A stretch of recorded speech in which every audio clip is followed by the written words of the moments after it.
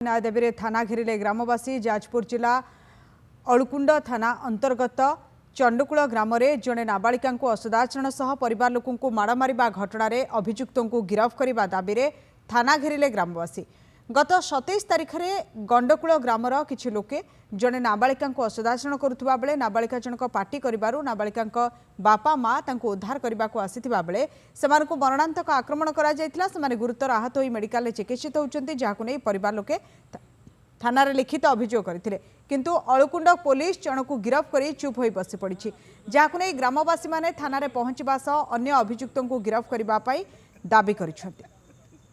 तो बुधवार दिन सकाळ समय आम रामचंद्रपुर गाँव गंडकूल पड़ा भितर जड़े आध्यात्मिक लोक निरीह लोक प्रसन्न कुमार जेना को संघबद्ध भाव में गोटे परिवार आक्रमण करते।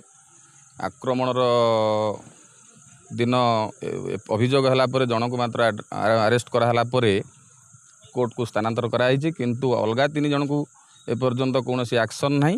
दाबी रखुचु तुरंत से अरेस्ट करा जाऊ एवं दोषी को कठोर रु कठोर दंड दि जाऊ, उद्धतामीर सीमा पार करा जाउची एवं जे वर्तमान कटक एसीबी रे चिकित्सित अवस्था अच्छा ठीक न्याय मिलू।